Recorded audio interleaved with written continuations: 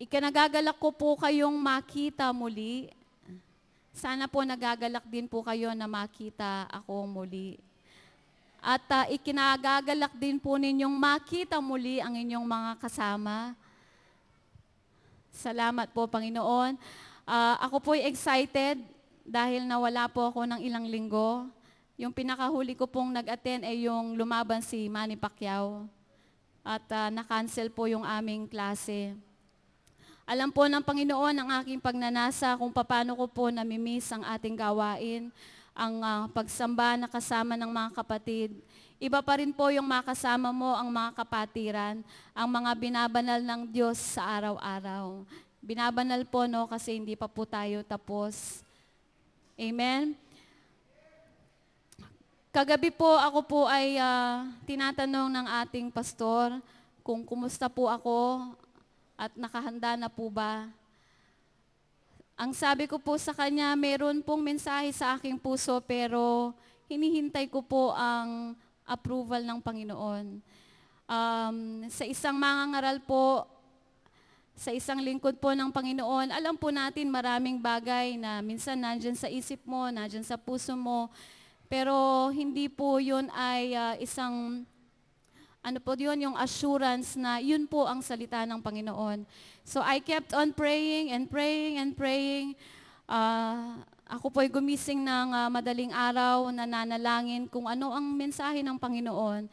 And meron lang pong still po yon yung nasa puso ko na aking nakahanda.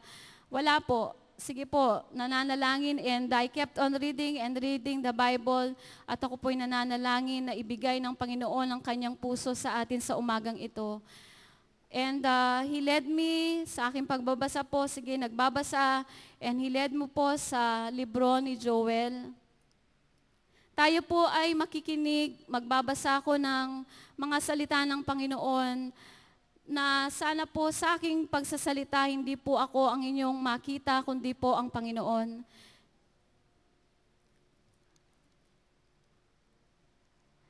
Ito po yung mga tema ng mga inaawit natin kaninang umaga, ang pagdating ng Panginoon na ating pinaghahandaan. Pinaghahandaan nga po ba natin ang pagdating ng Panginoon?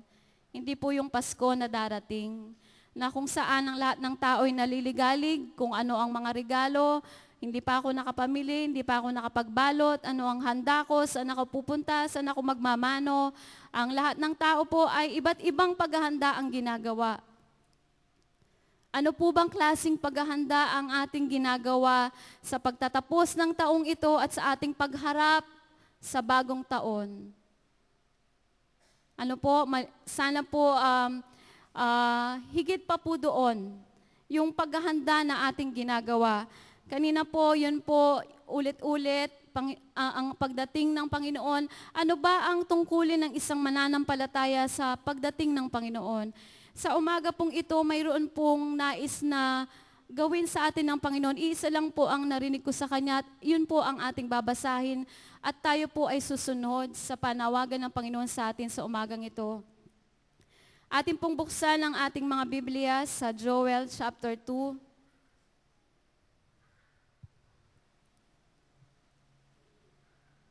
Ako po ay may hawak na Tagalog. Handa na po ba tayong makinig sa salita ng Panginoon? Simula po sa verse 1. Hipan ninyo ang trumpeta sa Zion, patunugin ninyo ang hudyat sa aking banal na bundok. Manginig ang lahat ng naninirahan sa lupain, sapagkat ang araw ng Panginoon ay dumarating. Ito'y malapit na.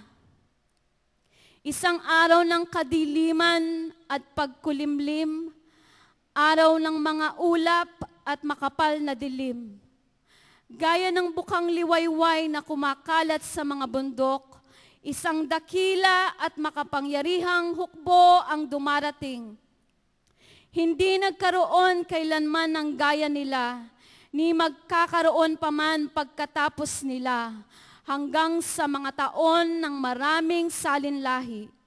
Isang apoy ang tumutupok sa harapan nila at sa likuran nila ay isang nagliliyab na apoy.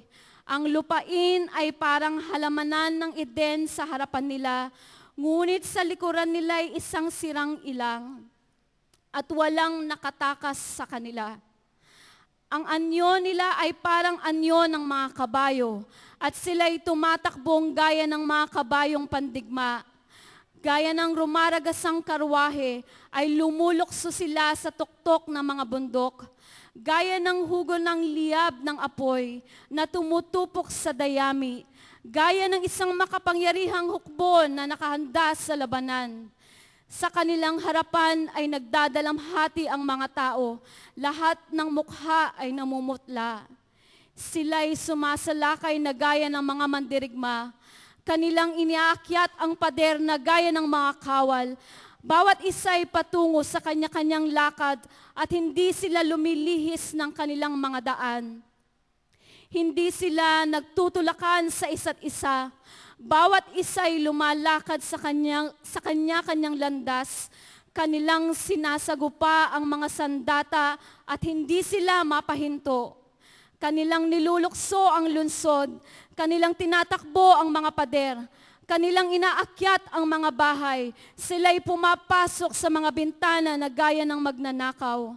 Ang lupa ay nayayanig sa harap nila. Ang langit ay nanginginig. Ang araw at ang buwan ay nagdidilim. At ang mga bituin ay nawawalan ng kanilang kaningningan.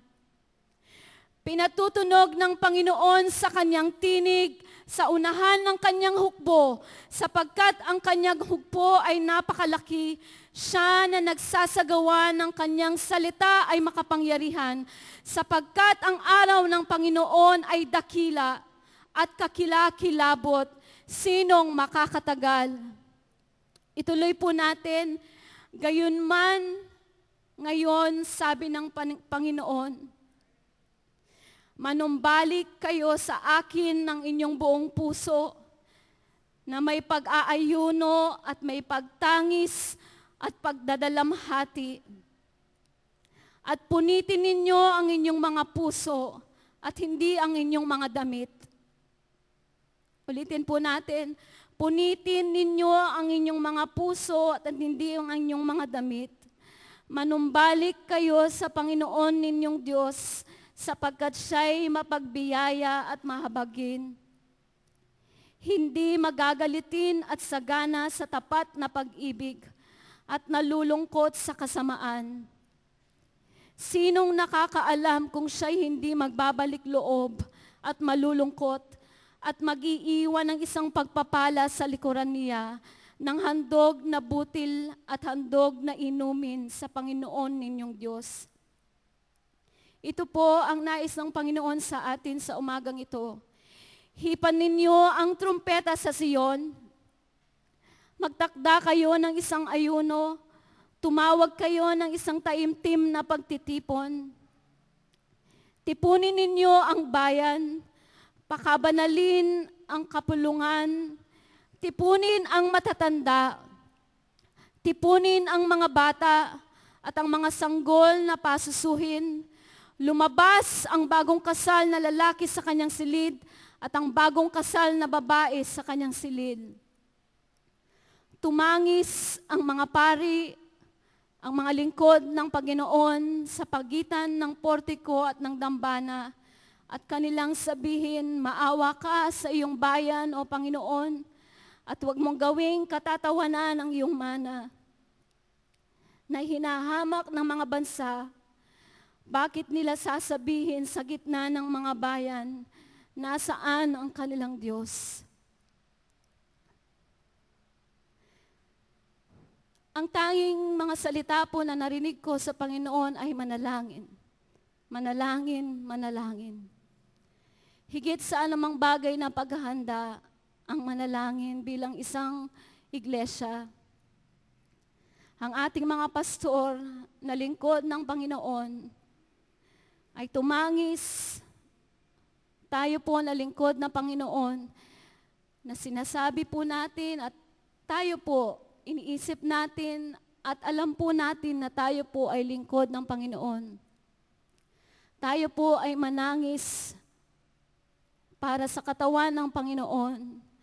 Nakikita natin kung ano ang nangyayari sa iba't ibang mga iglesia, kung saan patungo ang mga programa, kung anong katuruan ang mga naituturo sa ating mga kapwa Kristiyano, na hindi naman po dating dapat tawanan o itang pagsisti, kundi tayo po ay manangis sa Panginoon upang ang katotohanan ng Kanyang salita ang siya lamang maipangaral.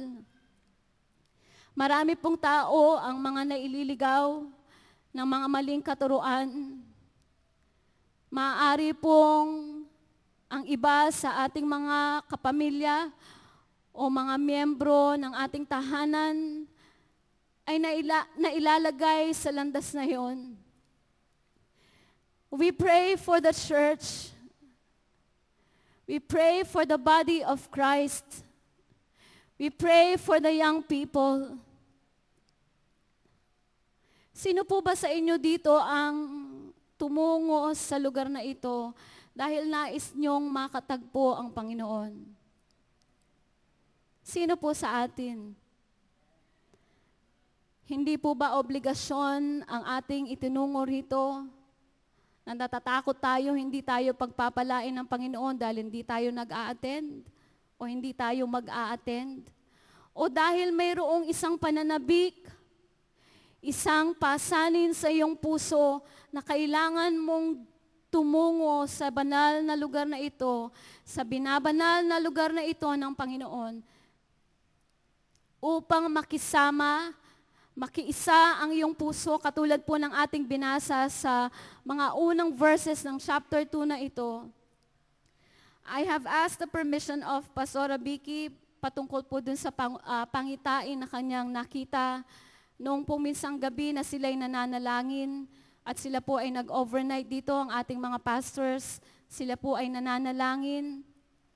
At mayroon pong isang pangitain ang ipinakita sa kanya ng Panginoon na mayroon pong mga hukbo na yung pong mga modern.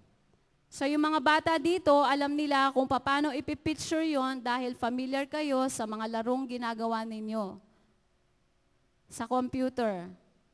Ayan. So alam ninyo kung paano yung mga kawal na mga modernized na puro metal at sa lahat ay nakatakip at sila ay rumoronda. Dito po sila banda dumako at sila ay sana ay, anong tawag po doon, maglaland, magta-touch sa ground, pero hindi po sila makapag-touch sa ground. So nananalangin po ang ating pastora kung ano po ang ibig sabihin noon. At sila po ay umalis pagkatapos. No? Siyempre po, sila po ay lumipad at sila ay nagtungo sa isang komunidad na malalaki yung mga bahay at sila po ay nagkanya-kanyang direksyon. Pero ang nakita po niya doon, hindi sila nagbe-break ng kanilang mga posisyon. And there was a time that they were praying, nandito siya, and she saw these evil spirits na nakapaligid sa iglesia. So hindi po natin pwedeng sabihin na, ay, Atsuko Kenny, Atsuko King Church, safe ko. Alang demonyo, Kenny. Sabi nga po ni Dr. Thompson, hindi mo man alam, meron kang katabing isa. Alwa po rin siping yun eh. Pwede sabihan niyo po, ay, ikay to.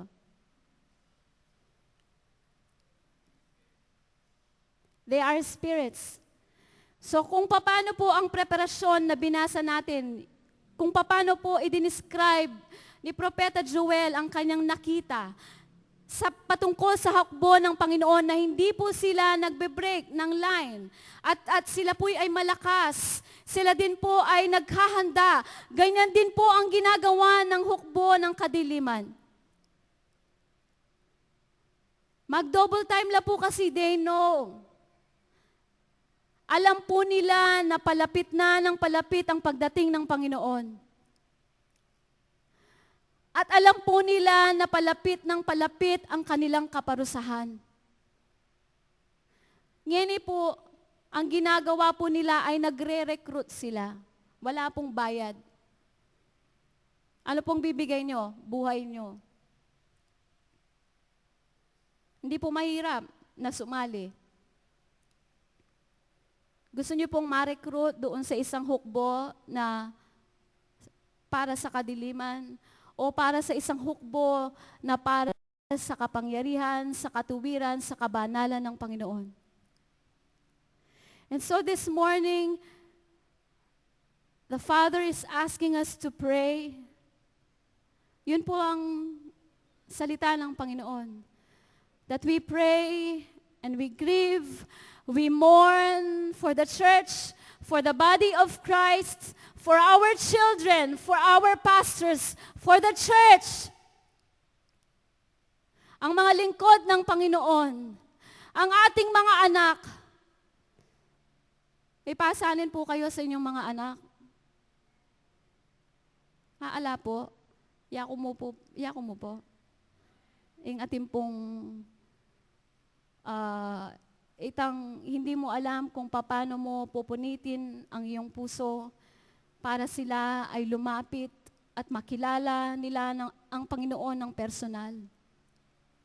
Iniiyak po ba natin ang ating mga anak?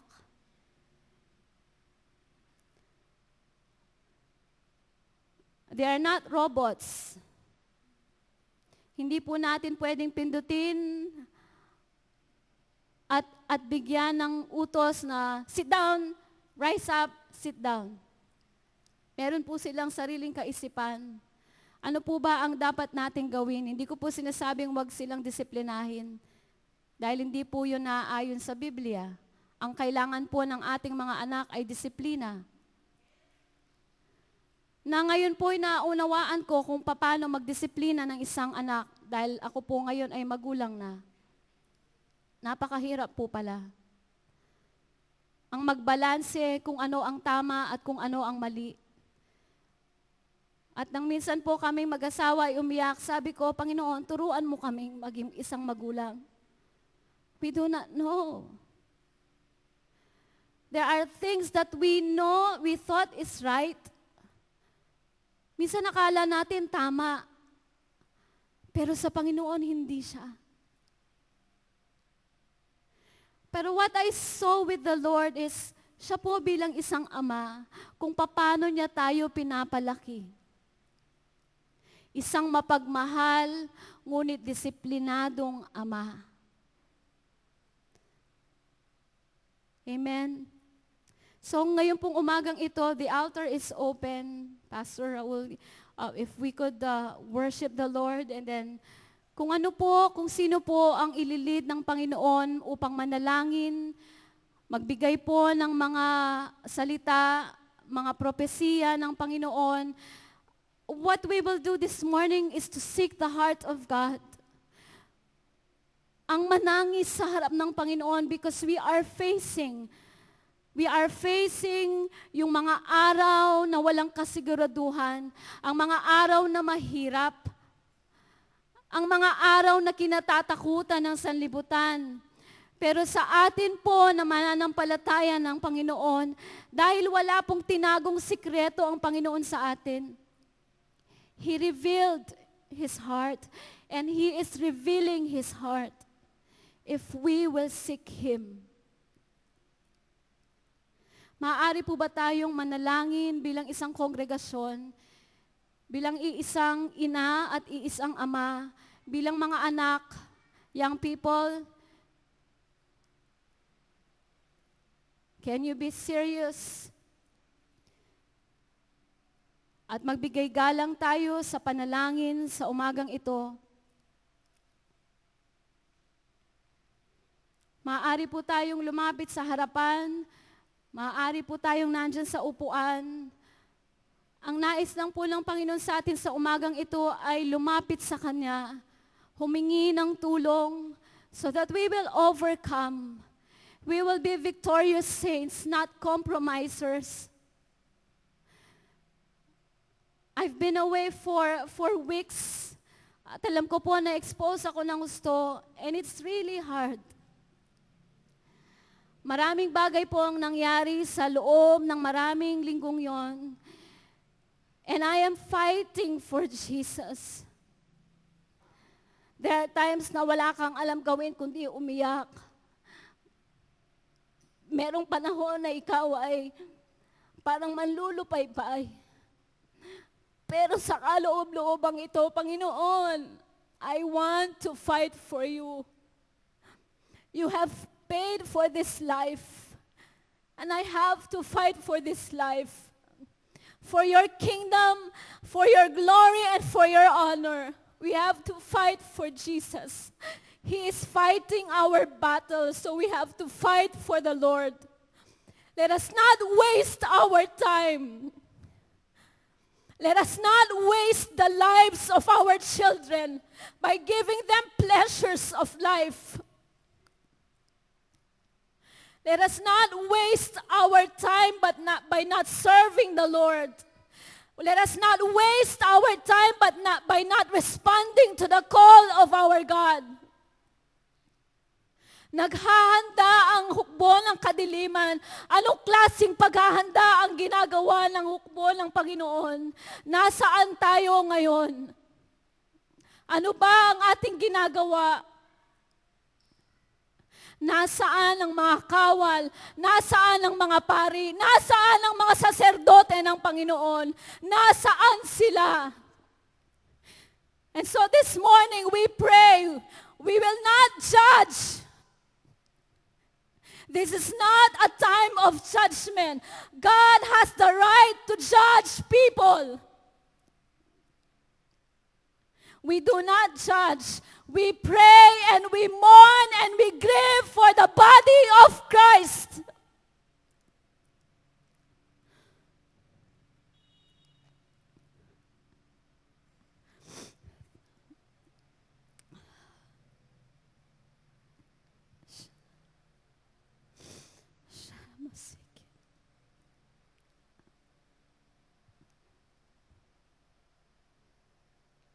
Yes, Lord.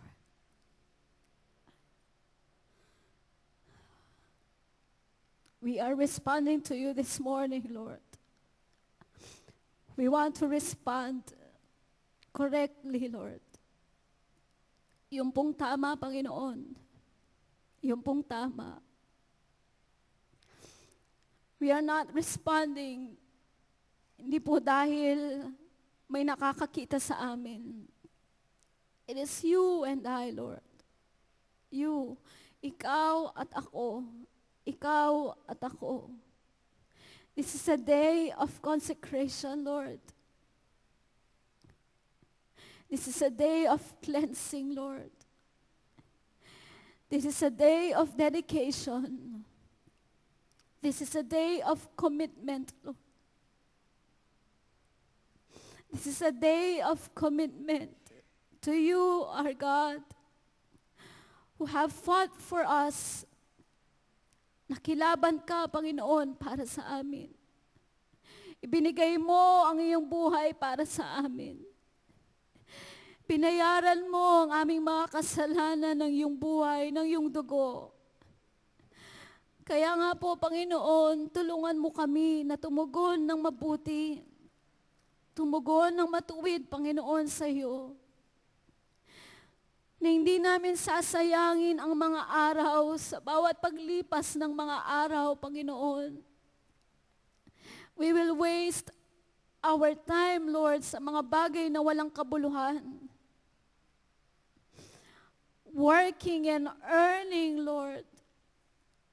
Nagpapagal, laboring every day, Lord. For what? As Solomon said, Lord, vanity of all vanities, Lord. Wala pong patutunguhan, walang halagang lahat ng ito. Ang tangi lamang mananatili, O Diyos, Ikaw. Ikaw. Mamamatay kami, Panginoon, na walang daladala na anuman sa aming katawan. Wala kaming maidadala, Panginoon, sa kabilang buhay, O Diyos. Help us, Lord. Help us. Help us, God. Help us, Lord. Pastor Raul, can we worship the Lord? The altar is open for all of us. Yung pong mga tinatawag ng Panginoon na manalangin, hindi lamang po ang ating mga pastor. If God has a word to you, huwag niyo pong ipagdamot sa amin, sa ating kalagitnaan, ang mga salita ng Panginoon, mga babala, comforts, promises of God. Yes, Lord. Thank you, Jesus. Blessed be your name, Lord. Blessed be your name, Lord. Yes, Lord. We bow before you, God.